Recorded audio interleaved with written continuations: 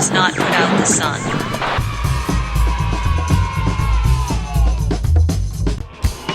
This is a crash course in miracles. Words can often be misinterpreted or judged, but please do not let the choice of words get in the way of the universal meaning behind them. As the Course says, words are just symbols of symbols. If words like God, Jesus, Holy Spirit alarm you, please substitute your own words, as the names of things are not important. Also, the Course uses male terminology like he, father, son, and these are not exclusive to one gender or another. As you will learn soon enough, there is no gender, and more so, no need for words. Now let's begin. The world is illusion. The world is illusion. Now that that's out of the way, this is probably the biggest stumbling block for new students of the Course. And in many teaching circles, it's revealed much later on. I've decided to begin with it because it's vital to understanding many of the key principles of A Course in Miracles. And not to mention, this is a crash course. Now, it may seem scary at first, but just as the Course promises, the lessons are not intended to increase fear. Now, my saying the world is illusion may sound like some radical New Age concept, but the theory is hardly new. Some of mankind's greatest thinkers have been saying this for thousands of years, Plato and Buddha among them. And Jesus teaches this in A Course in Miracles. So you may ask, if all is illusion, what else is there? The answer is God. That's it. Everything else, including the world, your body, even the eyes with which you seem to see, are not real. We, you and I, in truth, are simply an expansion of God's mind. This is called non-dualism. Buddhists say not two, which simply means that we and God are not separate. I bet at some point in your life, you have had trouble understanding how God, this loving being that created us and takes care of us, made a world of hatred, violence, and war. Why would God, who loves us, allow children to starve?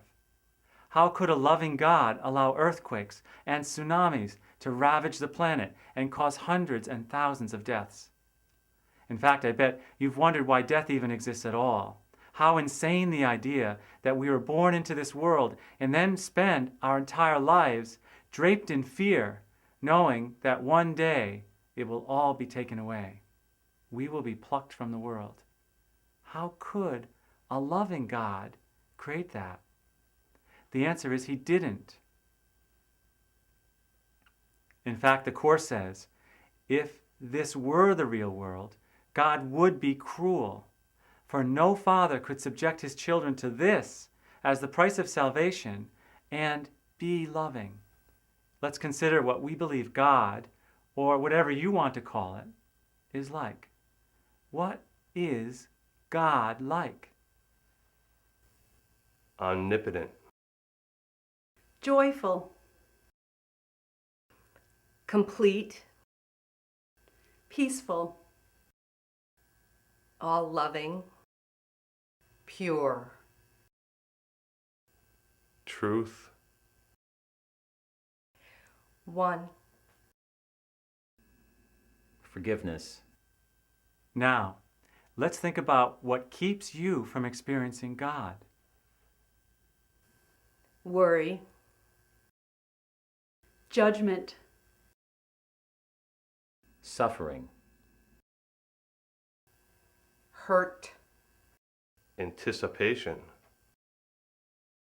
anxiety, Defensiveness. Guilt. resentment. Now, look at the words in blue and the words in red. Which words would you use to describe yourself, your true self? Now, when I present this to groups, they always identify their true selves with the blue words, and this is also what the Course teaches. These words are based in love. The words in red are based in fear. The red words form a thought system which the Course calls ego. Let's evaluate ego in terms of time. There are many ways to make this clear, but time is really easy. When you think about the red words, guilt or grievance, anger or defensiveness, where do these come from in terms of time?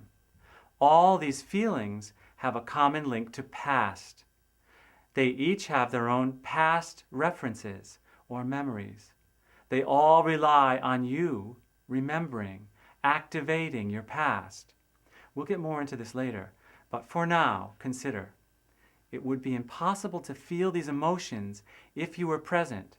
If you did not recall your past experiences, you could not be angry, guilty, or defensive. For example, you could not hold a grievance if you did not activate the past by remembering what happened. Also, without your past, there is nothing to be guilty of. Notice when I ask you just to think about this, you may feel uneasy. Something is not right here. It may be this. When there is nothing to be guilty of, there is no need for future punishment. The Course says, take this very instant now and think of it as all there is of time. Nothing can reach you here out of the past. And it is here that you are completely absolved, completely free, and wholly without condemnation. Please consider this carefully.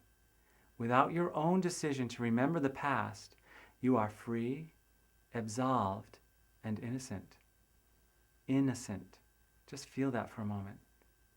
And in this instant of innocence, your future is suddenly free. The past is nowhere. The past is only a skewed memory of your own past judgments. Point to me now where the past exists in reality. Can you find it? No, it does not exist now. Let's take a look at the rest of the red words. What about anxiety, worry, expectation, anticipation, unease, sacrifice? These words are all based on what may or may not happen sometime yet to come, the future. If you were present, again, it would be impossible to fantasize or worry about what may happen, but rather what is happening. You would be here and now, and again, you would be free, innocent, and at peace. Presence is the only place we can find God. It is the only place where we are absolved of all past fear, like regret and shame, as well as future fear, like worry and anxiety. The Course says, fear is not of the present, but only of the past and future, which do not exist. Well, where do past and future thoughts exist? Only in your mind, nowhere else. You make them. You make them, and it is clear that they are only personalized versions of events that have seemingly occurred or have yet to occur.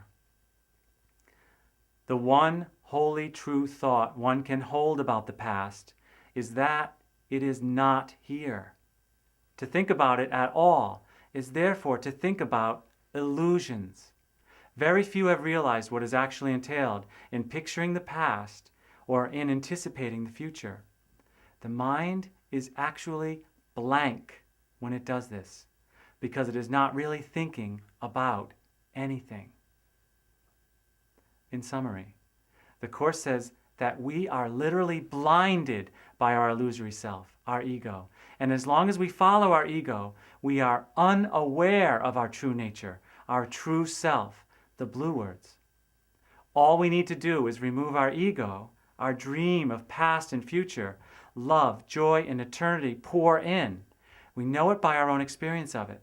It has probably happened to you at some point. We don't need to explain eternity or love, but just to remove the barriers that we made against them. And they are always there, waiting. A cloud does not put out the sun, the Course says. The sun is always shining, always, just like God's love, your true self. And it is our clouds that paint the illusion that the sun isn't there, but it is.